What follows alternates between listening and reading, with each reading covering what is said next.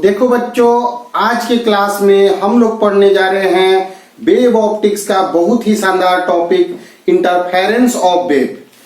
Interference of wave, वैसे हम लोग वेव के बारे में 11th क्लास में भी चीजें पढ़े हैं, लेकिन हम स्टार्टिंग से ही सब बात बताएंगे, थोड़ा 11th क्लास की चीजों को भी बताते जाएंगे।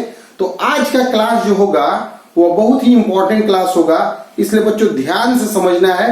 थोड़ा 11th क्लास की चीजों को भी डील करेंगे। देखो, एक पार्टिकल है और एक पार्टिकल चल रहा है। मान लिया जाए एक पार्टिकल ए है, वह चल रहा है, मोशन में है, तो वह अपने साथ काइनेटिक एनर्जी रखता है। कोई भी बॉडी अगर चलता है तो वह काइनेटिक एनर्जी को ढो के एक जगह से दूसरी जगह पहुंचा देता है। इसे हम पार्टिकल मोशन कहते हैं। पार्टिकल मोशन मतलब पार्टिकल मूव करता है तो अपने साथ काइनेटिक एनर्जी, गतिज ऊर्जा लेकर एक प्लेस से दूसरे प्लेस तक वह पहुंचा देता है। ठीक है बच्चों, अब यहाँ पे अगला कॉन्सेप्ट आता है मेरा कि अगर एक पर्सन है ए और एक पर्सन है बी। अब ए जो है वह कुछ बोलेगा तो बी का कान सुन लेगा। तो क्या होता है इस दौरान, यहाँ पे ए जब कुछ बोला, जैसे कि अगर हम कुछ बोल रहे हैं तो बोल रहे हैं तो मेरे मुंह से कुछ मटेरियल तो नहीं निकल रहा है, हम यहाँ के एयर को डिस्टर्ब कर दिए और उस एयर के डिस्टरबेंस में आगे पीछे होकर यहाँ तक एनर्जी ट्रांसमिट हो गया। तो यहाँ पर मीडियम का डिस्टरबेंस हुआ, इसी को हम वेव कहते हैं। तो वेव क्या होता है बच्चों, डिस्टरबेंस ऑफ मीडियम होता है। मीडियम को डिस्टर्ब करने से हमारा वेव क्रिएट होता है। तो वेव यहाँ पे हम प्रोड्यूस किए, बोले तो कान सुन लिया, यह भी एनर्जी को ढोता है। वेव भी एनर्जी को कैरी करता है, ठीक है, लेकिन मटेरियल मैटर को कैरी नहीं करता है। पार्टिकल मैटर कैरी हो रहा था, इसमें एनर्जी कैरी होता है, एनर्जी ढो के ले जाता है। तो वेव में एनर्जी एक प्लेस से दूसरे प्लेस तक गया तो यह प्रोग्रेसिव वेव होता है। प्रोग्रेसिव वेव उन वेव को कहा जाता है जो एनर्जी एक स्थान से दूसरे स्थान तक पहुंचाते हैं। पार्टिकल जो होता है खुद चलकर, खुद मटेरियल जो है खुद चलकर एक जगह से दूसरे जगह पर एनर्जी को पहुंचाता है। और इसे मटेरियल एक जगह होता है, वह मीडियम को डिस्टर्ब करके यहाँ का डेंसिटी थोड़ा अधिक होगा, कम होगा, डेंसिटी अधिक कम होकर यहाँ पर एनर्जी पहुंच जाएगा। जैसे कि मान लिया जाए पानी है, अब पानी में वो स्टोन ड्रॉप कर दो, ढेला गिरा दो, वो पत्थर गिरा दो, तो पत्थर जो होगा, पानी जो होगा इस तरह से वेव क्रिएट करेगा और स्टोन तो यहीं रह गया लेकिन उसका एनर्जी यहाँ तक कैरी कर गया। तो इसी को हम वेव मोशन कहते हैं। तो वेव मोशन क्या होता है, एक जगह से डिस्टरबेंस क्रिएट करेंगे और वह डिस्टरबेंस सभी जगह क्रिएट हो जाए, वह वेव है। और पार्टिकल खुद चलकर मैटर को लेकर चलता है। ठीक है बच्चों, तो अब कहने का मतलब है वेव जो होता है वह जनरली आगे पीछे करके चलता है। आगे पीछे वेव मोशन 11th क्लास में तुम लोग पढ़े होंगे। Generally wave motion periodic manner का होता है। पीरियोडिक मतलब अपने आप को दोहराता है, आगे पीछे करके वाइब्रेट करता है। तो वेव जो होता है, जो वेव के कारण जिस पार्टिकल को एनर्जी मिलता है वह वाइब्रेट करता है, या ऐसे वाइब्रेट करे या ऐसे वाइब्रेट करे या ऐसे वाइब्रेट करे, वह वाइब्रेट करता है। तो वाइब्रेशन का मतलब एसएचएम होता है। एसएचएम मतलब पीरियोडिक मोशन, जो अपने आप को आगे पीछे करके दोहरा है। तो वाइब्रेशन होने लगता है पार्टिकल का। तो इसका मतलब है कि वेव जो होता है एसएचएम की तरह, वाइब्रेशन की तरह पार्टिकल में इस तरह से आगे करके चलता है। ठीक है, तो यहाँ पे पार्टिकल अपना आगे पीछे करके मोशन देगा, बगल वाले पार्टिकल को भी एनर्जी ट्रांसमिट कर देगा, वह बगल वाला पार्टिकल भी ऐसे ऐसे मोशन करेगा, वह बगल वाले पार्टिकल को एनर्जी, फिर वह बगल वाला ऐसे ऐसे मोशन करेगा, फिर बगल को इस तरह से एनर्जी आगे बढ़ते जाता है। तो वेव जनरली हम लोग को जो वेव पढ़ना है वह पीरियोडिक मैनर का पढ़ना है। पीरियोडिक का मतलब होता है अपने आप को एक निश्चित समय अंतराल के बाद, एक सर्टेन टाइम पीरियड के बाद अपने आप को दोहरा दे। ठीक है बच्चों, तो वेव हम लोग के पास पढ़ाई में, वैसे तो वेव का जो मोशन होता है वह फंक्शन ऑफ टाइम के हिसाब से होता है। टाइम के फंक्शन में मेरा वेव चलता है। ठीक है। वेव जब भी चलेगा तो उसका एक वर्टिकल डिस्प्लेसमेंट और एक हॉरिजॉन्टल डिस्प्लेसमेंट होगा, इसे हम y कहते हैं। तो इक्वेशन ऑफ वेव y बराबर पीरियोडिक मोशन है। तो पीरियोडिक में सबसे बढ़िया एग्जांपल पीरियोडिक फंक्शन का साइन फंक्शन होता है, कोसाइन फंक्शन होता है। साइन फंक्शन और कोसाइन फंक्शन, बायोलॉजी वाले बच्चे थोड़ा ध्यान दें।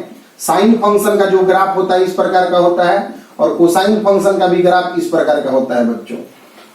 ऐसा नहीं है कि केवल साइन फंक्शन और कोसाइन फंक्शन में ही वेव लिखा जा सके, लेकिन मेरा नॉलेज जो है, हम लोग का जो नॉलेज है अभी 11th-12th के बेसिस पर, वह बेस्ट पीरियोडिक फंक्शन हम लोग के लिए साइन कोसाइन ही होता है, इसलिए वेव को हम लोग साइन कोसाइन में पढ़ते हैं। तो लिखते हैं ए साइन ओमेगा टी। बात को समझो, यह तुम्हारा वेव का इक्वेशन बोला जाता है, जहां ए जो है एम्पलीट्यूड है, मतलब मैक्सिमम डिस्प्लेसमेंट है, वर्टिकल डिस्प्लेसमेंट। ओमेगा क्या है? तो angular velocity, angular frequency. Omega क्या है बच्चों?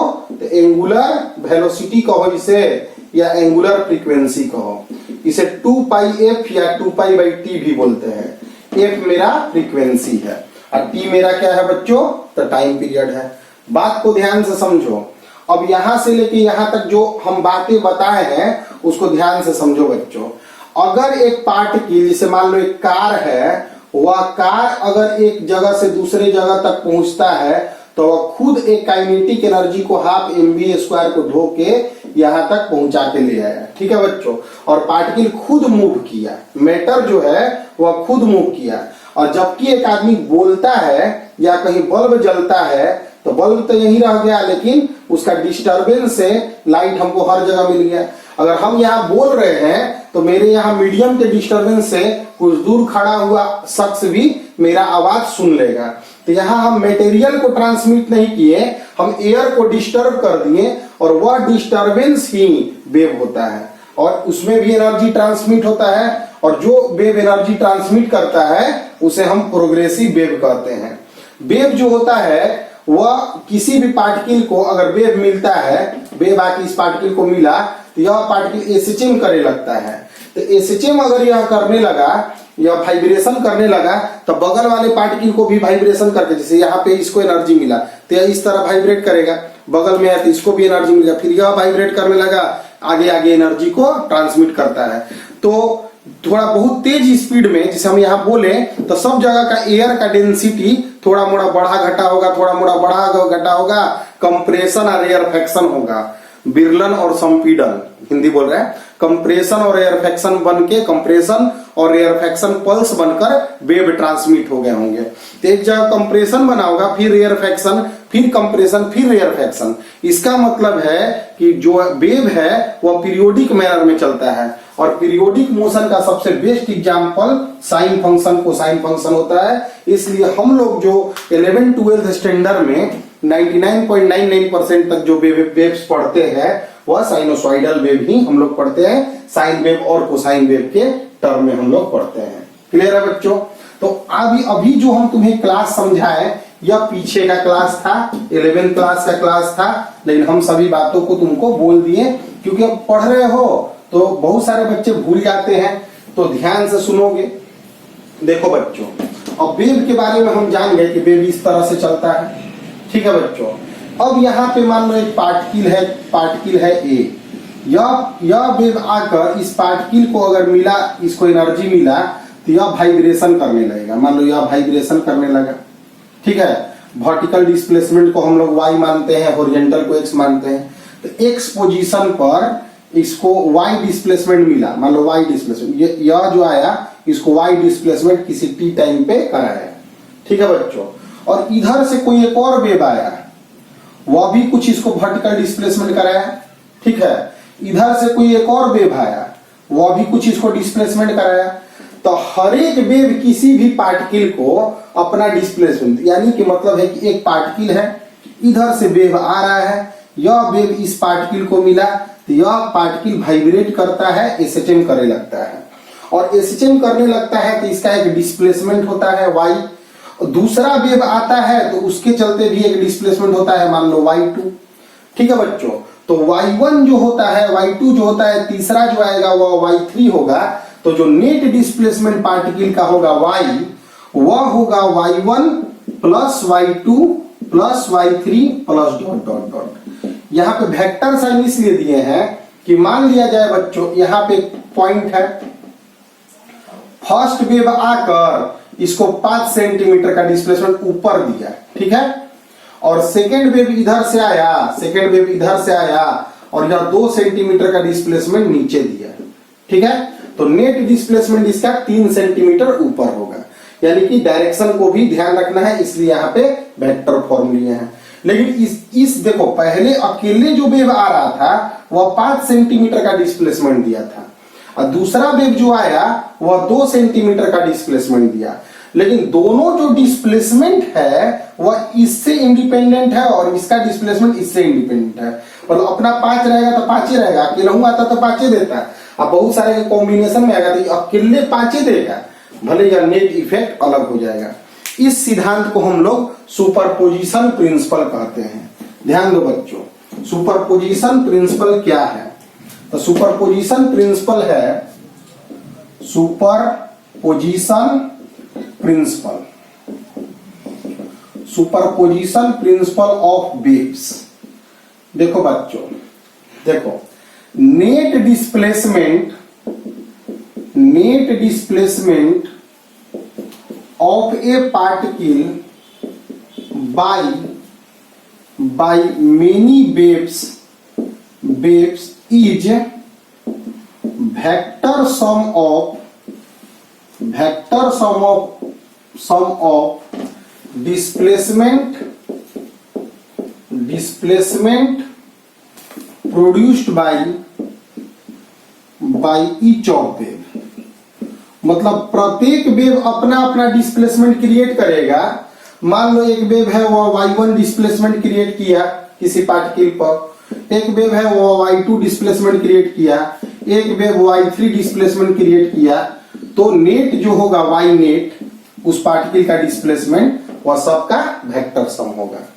मान लिया जाए यहाँ पे एक पार्टिकल है A और इधर से एक वेव आकर इसको y1 डिस्प्लेसमेंट नीचे की ओर दिया और इधर से कोई एक वेव आया सेकेंड वेव जो इसको y2 दिया नीचे की ओर, तो y नेट जो होगा वह y1 प्लस y2 होगा, ठीक है। हो सकता है कभी वेव दूसरा जगह से आ रहा हो, मतलब एक वेव ऊपर इधर डिस्प्लेसमेंट दिया y1 और एक वेव इधर डिस्प्लेसमेंट दे दिया y2, तो नेट निकालने के लिए वेक्टर मेथड से सम करना पड़ेगा, y नेट जो होगा इस तरह निकालना पड़ेगा। तो सुपरपोजिशन प्रिंसिपल उम्मीद करते हैं बच्चों तुम लोग बढ़िया से समझ गए होंगे। अभी तक में हम तुम्हें बताएं कि जब पार्टिकल चलता है, देखो बातों को एकदम ध्यान समझना है, वेव थोड़ा कंफ्यूजिंग टॉपिक होता है, इसलिए हम बच्चों को बार बार बोल रहे हैं वीडियोज रिपीट करें, बार बार देखें, ध्यान से समझें, ठीक है। तो मतलब यहाँ पे यह है कि अगर हम लोगों को कोई भी क्वेश्चन को समझना है तो वेव क्या है, तो डिस्टरबेंस है, वेव इज डिस्टरबेंस, ठीक है। तरंग एक विक्षोभ है और वह डिस्टरबेंस करके जो मटेरियल मीडियम है उनके हर एक पॉइंट पर डिस्प्लेसमेंट क्रिएट करता है और वह पार्टिकल जिस पर वेव आके गिरता है वह पार्टिकल वाइब्रेशन करने लगते हैं, एसएचएम करने लगते हैं। तो हर एक पार्टिकल अपना वाइब्रेशन करेगा तो अपना अपना डिस्प्लेसमेंट होगा। बहुत सारे वेव आके उस पार्टिकल को मिल रहे होंगे तो सभी के कारण वह डिस्प्लेसमेंट किया होगा और सबका डिस्प्लेसमेंट का नेट जो होगा वह सबके इंडिविजुअल के सम के बराबर होगा। क्लियर है बच्चों? अब यहाँ पे ध्यान देना है कि बढ़िया से एकदम कॉन्सेप्ट को समझो। मान लो S1 एक सोर्स है और X2 एक सोर्स है, S1 एक सोर्स है और एक S2 सोर्स है। अब यहाँ पे थोड़ा कॉन्सेप्ट को समझाते हैं तुम्हें, वेव के कॉन्सेप्ट को। वेव देखो, वेव साइन ग्राफ लेंगे, साइन वेव की मतलब हम मान लेते हैं कि लाइट वेव या साउंड वेव जो है वह साइनोसॉइडल है। साइनोसॉइडल वेव का इक्वेशन हम लोग साइन वेव के टर्म में देते हैं ए साइन ओमेगा टी, ठीक है, ए साइन ओमेगा टी। तो कोई भी इक्वेशन जो लिखते हैं हम लोग, मान लो यहाँ पे x1 डिस्टेंस पर, इस वेव से x1 डिस्टेंस पर यहाँ पे एक पार्टिकल मान लिया गया ए है, ठीक है, और यहां से इससे x2 डिस्टेंस पर एक पार्टिकल है x2। तो यहाँ पे y1 जो इसके चलते जो मेरा वेव आया वह लिखेंगे a sine omega T plus या माइनस के एक्स, ठीक है। और इसके चलते जो वेव का इक्वेशन है यहाँ पे वह लिखा गया y2 बराबर a sine omega T plus के एक्स टू, ए की जगह b मान लेते हैं। हो सकता है इस वेव का एम्पलीट्यूड, देखो वेव इस तरह लिखा रहता है ना बच्चों, तो यह जो डिस्टेंस है, यह जो है मैक्सिमम डिस्प्लेसमेंट, इसी को एम्पलीट्यूड बोलते हैं, ए बोलते हैं, ठीक है। ध्यान दो कि अगर हम लोग इसे हम लोग वेवलेंथ कहते हैं, लेमडा, इसे हम लोग वेवलेंथ कहते हैं। के जो दिख रहा है, के जो तुम्हें दिख रहा होगा उसे हम वेव नंबर बोलते हैं बच्चों, वेव नंबर। वेव नंबर होता है 2 pi by lambda, 2 pi by lambda. समझो बाबू ध्यान से, देखो अगर मान लिया जाए मेरा ओरिजिन है यहाँ पे, ओरिजिन, तो यहाँ पे इक्वेशन t बराबर 0 पे हम x बराबर 0 पे हैं, तो इक्वेशन मेरा a साइन ओमेगा t होगा। लेकिन अगर मान लिया जाए t बराबर 0 पे हम यहाँ पे हैं, x डिस्टेंस पे हैं, t बराबर 0 पर हम x डिस्टेंस पे हैं, तो ध्यान दो बच्चों, यहाँ पे x1 डिस्टेंस से अगर स्टार्ट होता है तो देखो शिफ्टिंग ऑफ ग्राफ होता है। अब मेरा जो ग्राफ है ओरिजिन से ना शुरू होके x डिस्टेंस से शुरू हुआ है, तो यहाँ पे इक्वेशन जो लिखेंगे a sine omega T minus, इधर शिफ्ट होने पे माइनस लगता है, इधर शिफ्ट होने पे प्लस होता है। मतलब पॉजिटिव x डायरेक्शन की ओर मूव करता है तो यहाँ माइनस लगता है, और निगेटिव x डायरेक्शन की ओर मूव करता है तो यहाँ प्लस होता है। बातों को समझना। तो यहाँ पे फाई लिखेंगे, फाई वह एंगल है जहां से अब स्टार्ट हो रहा है, समझो ध्यान से। तो लेमडा एंगल में अगर हम लोग साइन के ग्राफ को सोचेंगे कि लेमडा एंगल के लिए, लेमडा डिस्टेंस के लिए, पाथ में डिफरेंस लेमडा के लिए एंगल में डिफरेंस 2 पाई होता है, पाई 0 पाई और 2 पाई। तो लेमडा में अगर पाथ में डिफरेंस लेमडा लें तो एंगल में डिफरेंस लेंगे 2 पाई। तो पाथ में डिफरेंस अगर 1 लेंगे तो एंगल में डिफरेंस 2 पाई बाई लेमडा लेंगे, और x लेंगे तो 2 pi by lambda into x लेंगे। तो यहाँ ध्यान देना बच्चों, यह फाई के जगह पर क्या हुआ, x डिस्टेंस आगे बढ़ने से फाई के जगह पे आ गया kx। 2 पाई बाई लेमडा को हम लोग क्या नाम देते हैं बच्चों, k। तो इसलिए इक्वेशन हो जाता है a sine omega T minus kx। Clear है बच्चों। तो यानी कि अगर इधर है तो माइनस और उधर रहता तो प्लस। तो अभी हम जान नहीं रहे हैं कि पॉइंट ए कहाँ है। तो हम मान लिए कि यहाँ से x1 डिस्टेंस पर एक पॉइंट है ए, तो इक्वेशन इस पॉइंट पर वेव का जो डिस्प्लेसमेंट होगा वह क्या होगा, a sine omega T plus के x1, और x2 डिस्टेंस पर डिस्प्लेसमेंट क्या होगा, तो b sine omega T plus के x2। क्लियर है बच्चों। तो a पर जो रिजल्टेंट होगा, रिजल्टेंट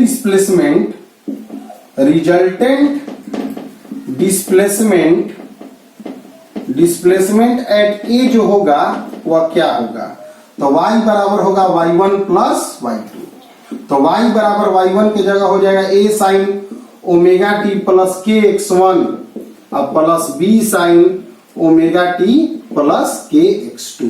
क्लियर है बच्चों। तो यही तुम्हारा कॉन्सेप्ट है क्या सुपरपोजिशन प्रिंसिपल का। तो क्या है बच्चों कि वेव क्या है, कॉन्सेप्ट को समझना। वेव क्या है, तो डिस्टरबेंस है, या एक साइनोसॉइडल होता है, पीरियोडिक मैनर में होता है, जिसका equation a sin omega T या a cos ओमेगा टी अभी फिलहाल के लिए याद रख लेना। और x डिस्टेंस पे जाएंगे, x डिस्टेंस आगे बढ़ जाएंगे तो इक्वेशन में a sin omega T minus K x या प्लस के एक्स होता है, हमने अगर ऑरिजिन पे ना हो। तो यहाँ पे हम स्टार्टिंग पॉइंट माने तो x डिस्टेंस पर a sin omega T plus के x1, और h2 सोर्स से x2 डिस्टेंस पर है तो यहाँ पे b sin omega T plus के x2 लिख दिया गया। क्लियर है बच्चों। यहाँ पर अब हमारा तुम्हें कॉन्सेप्ट सिखा रहे हैं अलग से कि क्या अगर दो वेव आकर किसी पॉइंट पर मिलता है तो क्या होता है रिजल्टेंट डिस्प्लेसमेंट का इक्वेशन। इसे बाबू हटाते हैं, इसको नोट कर लेना। तो थोड़ा रिपीट करना पड़ेगा वीडियो को, थोड़ा ध्यान देना पड़ेगा वीडियो को, इस तब तुमको समझ में आएगा। एक बार फिर से रिपीटेड पढ़ाई को ही हम तुम लोग को बताते हैं। देखो वेव क्या होता है बच्चों, तो डिस्टरबेंस होता है वह साइनोसॉइडल वेव की तरह, साइन वेव की तरह चलता है। यह तुम्हारा कहा जाता है ए, और जिस एंगुलर फ्रीक्वेंसी से आगे बढ़ रहा है उसे ओमेगा नाम दे रहे हैं, तो y बराबर हो गया ए साइन ओमेगा टी।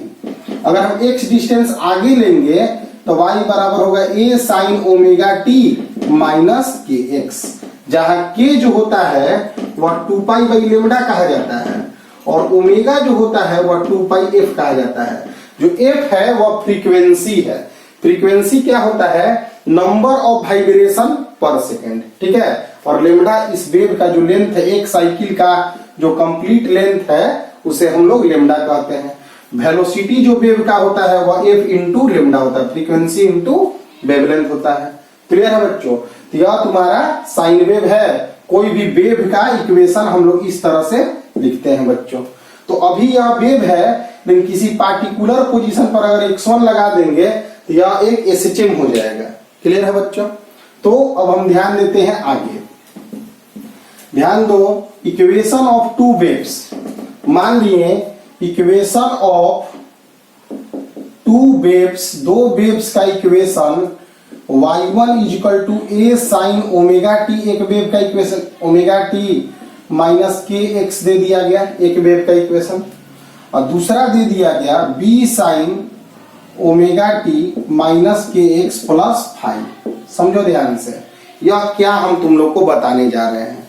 तो यहाँ पे हम बताएं कि इसको हम लोग बोलते हैं, यह जो दिख रहा है इसे फेज कहते हैं, स्थिति, इसे हम लोग कहते हैं फेज। तो यह वेव और इस वेव में स्थिति में अंतर जो है फाई है। फाई जो है वह क्या है? फेज में डिफरेंस है। इसमें से इसको माइनस करोगे तो फाई बचेगा ना, तो इसे फेज डिफरेंस कहेंगे। फेज में डिफरेंस क्यों आया? कि हो सकता है पहला वेव को कुछ x1 डिस्टेंस चलना पड़ा हो और दूसरा वेव को कुछ x2 डिस्टेंस चलना पड़ा होगा, तो स्थिति में अंतर आ जाएगा ना बच्चों। क्योंकि स्पीड सेम है, क्योंकि मीडियम सेम है। मीडियम सेम है, सेम मीडियम में सेम स्पीड होता है। तो अगर एक अलग डिस्टेंस चला है, एक अलग डिस्टेंस चला है, तो स्थिति अलग अलग हो जाएगा। क्योंकि पीछे तुम पढ़े थे कि एक फेज से दूसरा फेज में बराबरी टाइम में पहुंचता है, लेकिन अगर एक पॉइंट यहाँ लिए हो, एक पॉइंट यहाँ लिए हो, तो अलग अलग ना बाबू, अलग अलग डिस्टेंस चल गया, अलग अलग डिस्टेंस चला गया तो अलग अलग फेज हो गया। तो वेव जो होता है वह तो स्प्रेड करता है हर एक डायरेक्शन में। तो किसी भी पार्टिकुलर पॉइंट पर हो सकता है एक सोर्स से x1 डिस्टेंस चलने के बाद ही हम पहुंच गए हों, और किसी सोर्स से x2 डिस्टेंस चलने के बाद हम वहां पहुंचे हों। तो यहाँ पे दोनों वेव का इस पार्टिकुलर पॉइंट पर फेज में डिफरेंस होगा। फेज किसे कहते हैं? तो जो एंगल है ना, उसी को हम लोग फेज कहते हैं। वेव, साइन वेव या कोई भी इक्वेशन ऑफ वेव में जो साइनोसॉइडल वेव का जो यह एंगल दिख रहा है, इसी को हम लोग फेज कहते हैं। तो फेज में डिफरेंस आ गया 5। अब देखो, इक्वेशन ऑफ रिजल्टेंट वेव हम लिखेंगे, अगर इक्वेशन ऑफ रिजल्टेंट वेव लिखेंगे तो क्या लिखेंगे बच्चों? y बराबर y1 प्लस y2। रिजल्टेंट का इक्वेशन हम लोग हो गया y1 प्लस, रिजल्टेंट डिस्प्लेसमेंट का इक्वेशन जो आया वह y1 प्लस y2 आया। दो वेव अगर कंबाइन करेगा किसी पार्टिकुलर पॉइंट पर, तो वहां रिजल्टेंट डिस्प्लेसमेंट का इक्वेशन y बराबर y1 प्लस y2 आएगा। तो a sine omega T minus K X plus b sine omega T minus K X plus 5। इस बात को बच्चों ध्यान से समझना है कि हम लोग लिखे क्या है। ये एक पहला वेव है जो x डिस्टेंस या कुछ अलग डिस्टेंस पे चल गया है। यहाँ x1 x2 भी लिख देते तो 5 लिखने का जरूरत हमें नहीं पड़ता। तो y बराबर मेरा आ गया a sine omega T minus K X plus b। यहाँ पे इसको a मानते हैं इतना दूर को, इतना इसको b मानते हैं। तो b sine omega T minus K X cos 5 plus cos omega T minus K X sine 5। B तो आगे मल्टीप्लाई है। यूज क्या किए बच्चों? तो साइन ए प्लस बी बराबर साइन ए प्लस बी, इतना को ए माने, इसको बी माने, तो फार्मूला यूज किए sine A cos B, sine A cos B plus cos A sine B, इसको हम लोग यूज किए। तो मेरा इक्वेशन यहां पे मिलता है बच्चों y बराबर sign omega T minus K X अगर हम कॉमन उठाते हैं, इसको हम कॉमन उठाते हैं तो आता है मेरा a plus B cos phi, समझना, plus cos omega T minus K X अगर साइड में लिखते हैं तो उसके साइड इसके साथ मल्टीप्लाई है b sine phi, b sine phi. ठीक है, अगर हम यहां पे मानते हैं a plus B cos phi को a कॉस डेल्टा और b साइन फाई को अगर हम मानते हैं a साइन डेल्टा, अगर ऐसा हम माने, क्यों मान रहे हैं ऐसा धीरे धीरे समझोगे। y बराबर आ जाएगा sign omega T minus K x a cos delta, इसको a कॉस डेल्टा मान लिए हैं, cos omega T minus K x को यहाँ पे a साइन डेल्टा मान लिए हैं, a कॉमन लेंगे तो sine A cos B plus cos A sine B, फिर formula sine A cos B plus cos A sine B, फिर साइन ए माइनस ए प्लस बी का फॉर्मूला होगा, ए प्लस बी का फॉर्मूला होगा। तो यह तुम्हें मिला। तो कहने का मतलब है कि अगर किसी पार्टिकुलर पॉइंट पर एक वेव कहीं से आया और दूसरा वेव कहीं से आया, ठीक है, तो दोनों का जो रिजल्टेंट होगा वह भी एक एसएचएम ही देगा। जो यहाँ पे कोई भी वेव आकर किसी पार्टिकल को मिलता है तो वह एक एसएचएम कराता है, एसएचएम माने पीरियोडिक मोशन कराता है। दूसरा वेव आया वह भी एक एसएचएम कराया और दोनों मिलकर भी कराया तो एसएचएम कराया, जिसका कुछ एम्पलीट्यूड हुआ, और लेकिन फेज यहाँ पर जो वेलोसिटी है, वेवलेंथ है और फ्रीक्वेंसी है उस पर कोई प्रभाव नहीं पड़ा। तो यह नया एम्पलीट्यूड हमें प्राप्त हो गया बच्चों। तो इसे बाबू तुम लोग नोट कर लोगे। तो यहाँ पे अभी तक हम समझे सुपरपोजिशन प्रिंसिपल के आधार पर कि y1 एक वेव चल रहा था उसका कुछ इक्वेशन था, एक वेव चल रहा था उसका कुछ इक्वेशन था, दोनों वेव को अगर हम लोग ऐड किए सुपरपोजिशन प्रिंसिपल के आधार पर तो एक नया एसएचएम ही हम लोग पाए। मतलब दो वेव आकर किसी भी पार्टिकुलर पॉइंट पर पड़ता है तो वह दोनों कॉम्बिनेशन ऑफ एसएचएम करके फिर से एसएचएम ही देता है। देखो adding 1 and 2, adding equation 1 and 2 after squaring करने के बाद इक्वेशन 1 और 2 को जोड़ रहे हैं। क्यों स्क्वायर कर रहे हैं इसको समझो। इसको स्क्वायर करके जोड़ेंगे तो cos square delta sine square delta 1 हो जाएगा, तो a का वैल्यू हमें पता चल जाएगा। वैसे भी हम रिजल्टेंट का एम्पलीट्यूड निकालना चाहते हैं, ध्यान दो बच्चों। तो a cos डेल्टा का square plus a sine delta का square, a plus b cos phi का square plus b sine phi का स्क्वायर।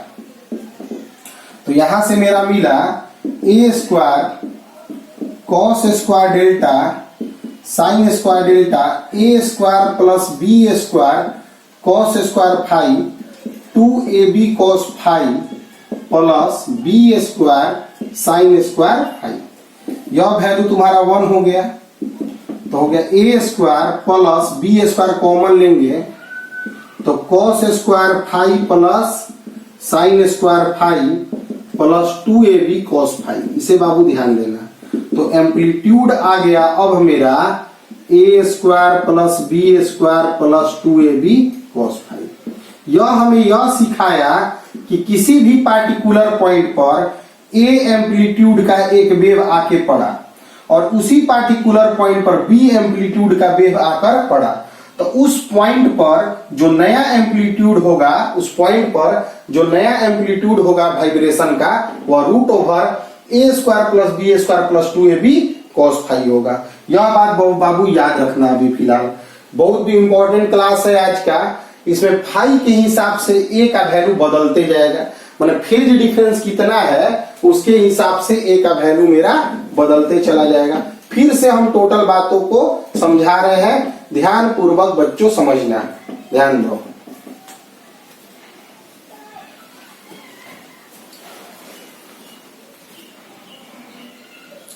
ध्यान दो बच्चों, एक सोर्स ऑफ लाइट है S1, एक सोर्स ऑफ लाइट है S2। यह इस सोर्स से वेव प्रोड्यूस हुआ, वेव आगे बढ़ा और इससे वेव प्रोड्यूस हुआ, एक पार्टिकुलर पॉइंट P पर जाके दोनों मिला।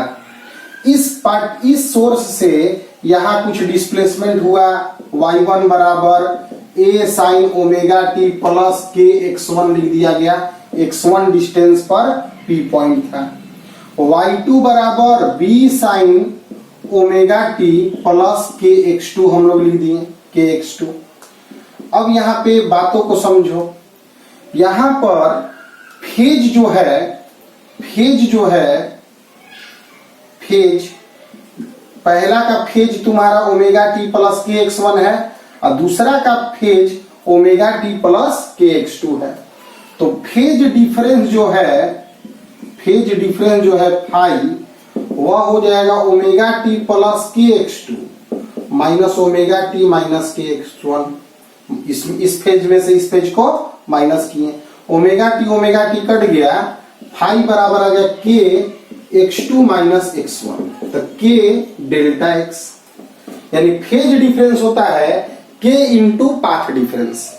डेल्टा x एक्चुअली क्या है, तो दोनों के पाथ में या x2 डिस्टेंस चल के पहुंचा था, तो इस यहां से लेके यहां तक जाने में x1 पाथ चला है और यहां से लेके यहां तक चला है x2 पाथ। तो पाथ में डिफरेंस क्या लिखेंगे हम, पाथ में डिफरेंस लिखेंगे डेल्टा x, तो x2 माइनस x1 लिखेंगे ना बच्चों। तो फेज डिफरेंस जो आता है फाई इक्वल टू के इंटू डेल्टा x होता है।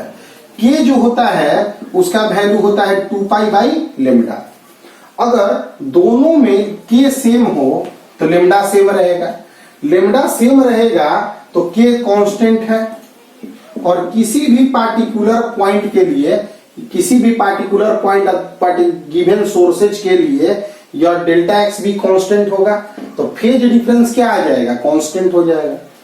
तो कोहेरेंट सोर्सेज, देखो कोहेरेंट सोर्सेज किसे कहते हैं, ठीक है।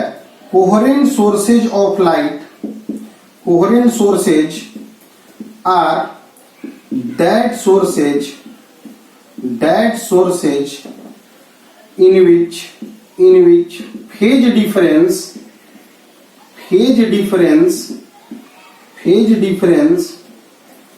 is always constant and does not depend upon time,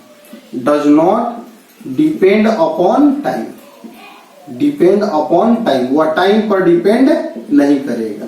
phase difference जो आएगा वह टाइम पे डिपेंड नहीं करेगा। इसके लिए एक बहुत ही इंपॉर्टेंट पॉइंट है बच्चों कि ओमेगा जो होना चाहिए दोनों का वह सेम होना चाहिए। अगर इसका ओमेगा अलग रहता, मान लो ओमेगा 1 होता और इसका ओमेगा 2 होता, तो ओमेगा 1 टी और ओमेगा 2 टी कटता नहीं, तो उसमें जो आता टाइम के अनुसार फेज डिफरेंस बदलने लगता। जब टाइम के अनुसार फेज डिफरेंस बदलने लगता तो बहुत सारी चीजें चेंज कर, देखो यहाँ पे भी तो सेम है, मीडियम सेम है तो भी सेम है, मीडियम सेम होने के कारण भी सेम है, ओमेगा सेम होने के कारण फ्रीक्वेंसी सेम हो गया और भी सेम है और ओमेगा सेम है, तो जो के है वह भी सेम होगा। तो कोहेरेंट सोर्सेज के लिए यह सभी चीजें सेम होनी आवश्यक है। अब हम यह बात जान गए बच्चों कि जब दो वेव जाकर किसी पार्टिकुलर पॉइंट पर वाइब्रेशन क्रिएट करता है तो एक नया एम्पलीट्यूड का हमारा क्रिएशन हो जाता है, जिसका एम्पलीट्यूड a बराबर root over a square plus b square plus 2ab cos phi होता है। अब यहाँ पे अगर फाई टाइम के अनुसार बदलने लगे, जैसे कि इनकोहेरेंट सोर्सेज में फाई जो होता है वह टाइम के अनुसार बदलने लगेगा, मतलब इनकोहेरेंट सोर्सेज जो होगा, इनकोहेरेंट सोर्सेज जो होंगे उसमें ओमेगा डिफरेंट होगा, तो ओमेगा जो अलग अलग वेव का अलग अलग ओमेगा होगा तो टाइम के अनुसार फेज डिफरेंस बदले रहेगा, फाई जो होगा वह कांस्टेंट नहीं होगा। तो फाई कांस्टेंट नहीं होगा, टाइम के अनुसार बदलने रहेगा, तो एक ही पोजीशन पर कभी मैक्सिमा कॉस का वैल्यू दे देगा, कभी मिनिमा भी दे देगा। तो एक ही पार्टिकुलर पोजीशन पर मैक्सिमा लाइट या मिनिमा लाइट नहीं मिल पाएगा, ठीक है। यानी यहाँ मैक्सिमम डिस्प्लेसमेंट या मिनिमम डिस्प्लेसमेंट नहीं प्राप्त कर पाएंगे अगर ओमेगा जो है डिफरेंट होगा। जबकि कोहेरेंट सोर्सेज जो होंगे उसके लिए जो फाई होगा वही फाई होगा।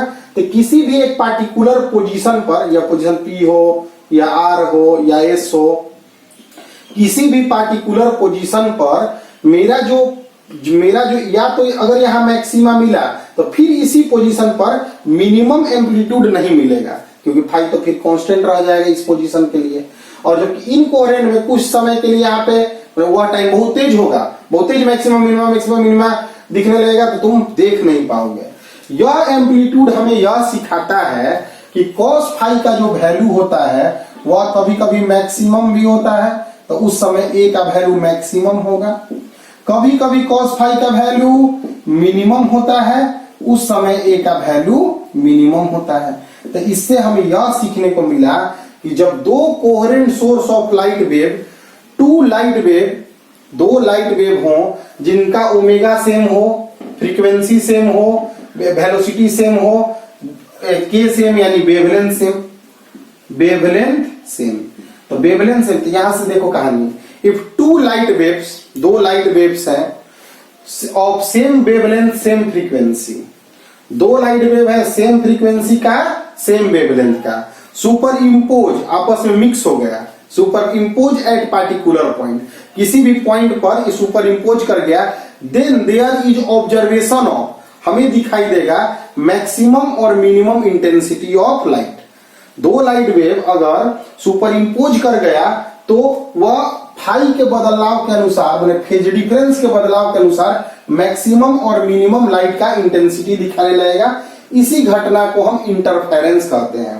तो इंटरफेरेंस क्या होता है कि दो लाइट वेव है, दोनों का ओमेगा सेम है, वेवलेंथ सेम है, और दोनों आपस में जाके मिला तो एक नया, उस पॉइंट पर एक नया एसएचएम क्रिएट हुआ जिसका एम्पलीट्यूड कभी मैक्सिमम दे रहा है और कभी मिनिमम दे रहा है, जो कि डिपेंड कर रहा है पाथ के डिफरेंस पे।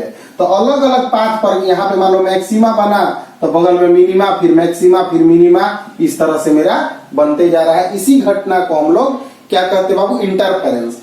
जब लाइट वेव हम इनकोहेरेंट ले लेंगे तो इनकोहेरेंट में ओमेगा मेरा अलग होने के कारण, फाई अलग होने के कारण कभी भी एक ही पार्टिकुलर पॉइंट पर मैक्सिमा या मिनिमा नहीं मिल पाएगा, तो इंटरफेरेंस हम प्राप्त नहीं कर पाएंगे इनकोहेरेंट सोर्सेज के कारण। थोड़ा ध्यान से समझोगे तो क्लियर व्यू बन जाएगा, ठीक है। तो इसको कोहेरेंट सोर्सेज ऑफ लाइट क्या है, जिसमें फेज डिफरेंस हमेशा कांस्टेंट होता है, टाइम के साथ डिपेंड नहीं करता है, इतना चीज सेम होना चाहिए, नोट कर लेना। यहाँ पे फेज डिफरेंस, पार्ट डिफरेंस कैसे निकालने हैं, इन सब बातों को भी नोट कर लेना। और इनकोहेरेंट सोर्स में ओमेगा डिफरेंट होता है, फेज डिफरेंस टाइम पर डिपेंड करता है, यह बातें भी तुम लोग बाबू नोट कर लोगे। अब हम इसके बाद आगे बढ़ते हैं इसी कोर्स में। देखो आज का क्लास बहुत ही शानदार क्लास है, कभी भी इस क्लास वीडियो को स्किप नहीं करना, बार बार देखना है बच्चों। अब यहाँ पे आया कि एक मेरा वेव था y1 बराबर a sin omega t minus K x का, एक मेरा वेव था b sin omega t minus K X plus phi का, दोनों में फेज डिफरेंस जो था वह फाई था। यह वेव जो चल रहा था वह a एम्पलीट्यूड का था, उसका एम्पलीट्यूड जो था a था, और दूसरा वेव जो था वह दूसरे एम्पलीट्यूड का था, b एम्पलीट्यूड का था। दोनों में किसी पार्टिकुलर पॉइंट पर मान लेते हैं किसी पार्टिकुलर पॉइंट पर जो है फेज डिफरेंस क्या था बच्चों, फाई का था फेज डिफरेंस। तो जो रिजल्टेंट निकाले उसका एम्पलीट्यूड जो हमें मिला वह मिला a square plus b square plus 2ab cos phi. अब एम्पलीट्यूड मैक्सिमम कब होगा, मैक्सिमम एम्पलीट्यूड मिलेगा, इसका मतलब वहां पे डिस्प्लेसमेंट जो होगा वह मैक्सिमम मिलेगा, यानी वहां वाइब्रेशन मैक्सिमम होगा। तो कब होगा मैक्सिमम, जब cos फाई जो होगा वह मैक्सिमम होगा। और cos फाई का मैक्सिमम वैल्यू कब होता है बच्चों, तो 1 पे। cos फाई मैक्सिमम क्या होता है, तो 1 होता है। उस समय जब 1 लिख दोगे तो a square plus b square plus 2ab हो जाएगा, a प्लस b का होल स्क्वायर हो जाएगा, तो a मैक्स का वैल्यू a प्लस b मिल जाएगा। cos का मैक्सिमम वैल्यू 1 होता है, सब लोग जानते होंगे तुम लोग, cos 1 से बड़ा कभी नहीं हो सकता है। और यह होता कब है, तो 0 पर, 2 पाई पर, 4 पाई पर, 6 पाई पर, यह सब बात डाटा बच्चों याद रखना पड़ेगा, ठीक है। तो यानी कि अभी तुरंत आज पढ़े हो फाई बराबर 2 pi by lambda into delta x. 0 पर, 2 पाई पर, 4 पाई पर, 6 पाई पर, तो इधर उधर भेजोगे तो डेल्टा एक्स 0 आएगा, 2 पाई कटेगा, लेमडा आएगा, 2 लेमडा आएगा, 3 लेमडा आएगा, डॉट डॉट डॉट। यानी पाथ डिफरेंस जब 0 होगा तो उस समय मैक्सिमा हमें मिलेगा, मैक्सिमम इंटेंसिटी मिलेगा, मैक्सिमम एम्पलीट्यूड मिलेगा। जब 2 लेमडा होगा तो भी मैक्सिमम मिलेगा। जब 3 लेमडा पाथ डिफरेंस होगा, एक वेव और दूसरा वेव के बीच में पाथ डिफरेंस 3 लेमडा होगा तो भी हमें मैक्सिमा मिलेगा। तो जब मैक्सिमा प्राप्त करते हैं तो उसे हम डिस्ट्रक्टिव इंटरफेरेंस कहते हैं, डिस्ट्रक्टिव इंटरफेरेंस। जब हम लोग ए मिनिमा प्राप्त करेंगे, मिनिमम, तो मिनिमम ए कब मिलेगा बच्चों? दो वेव जो कि कोहेरेंट थे, ओमेगा सेम था, तो अगर वह दोनों वेव सुपर इम्पोज कर गए तो सुपर इम्पोज करने के बाद, मैंने मिक्स करने के बाद, ओवरलैप करने के बाद उसी पार्टिकुलर पॉइंट पे, किसी पार्टिकुलर पॉइंट पे एक नया एम्पलीट्यूड का एसएचएम क्रिएट कर लेंगे और उसका एम्पलीट्यूड फाई पर निर्भर करेगा और यह फाई पाथ डिफरेंस पर निर्भर करेगा कि कितना एक सोर्स से और दूसरा सोर्स से उस पॉइंट तक, जिसे यहां से यहां तक वेव पहुंचा, ठीक है, और यह पॉइंट यहां रहता तो इसके लिए पाथ डिफरेंस अलग हो जाता, यहां पॉइंट होता तो इसके लिए फिर अलग पाथ डिफरेंस हो जाता, यहां पॉइंट होता तो पाथ डिफरेंस अलग हो जाता। पाथ डिफरेंस समझ रहे हो, इसके वेव का यह पाथ और यह पाथ में डिफरेंस, ठीक है। तो मिनिमम कॉस का मिनिमम वैल्यू -1 होता है और उस समय ए का वैल्यू a माइनस बी आ जाएगा। देख लो, cos फाई -1 रखेंगे तो a square plus B square -2ab हो जाएगा। तो cos का -1 वैल्यू आता है पाई पर, 3 पाई पर, 5 पाई पर, 7 पाई पर, डॉट डॉट डॉट, ठीक है। इसको फिर से वही 2 pi by lambda into delta, 2 pi by lambda into delta x लिखेंगे तो पाई, 3 पाई, 5 पाई इस तरह लिख देंगे तो डेल्टा एक्स हो जाएगा lambda by 2, 3 lambda by 2, 5 lambda by 2, इस तरह से आएगा।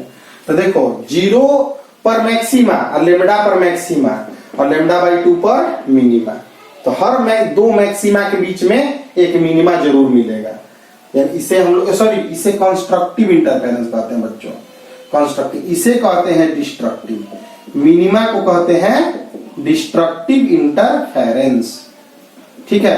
तो हर दो मैक्सिमा के बीच में एक मिनिमा मिलेगा, हर दो मिनिमा के बीच में एक मैक्सिमा मिलेगा।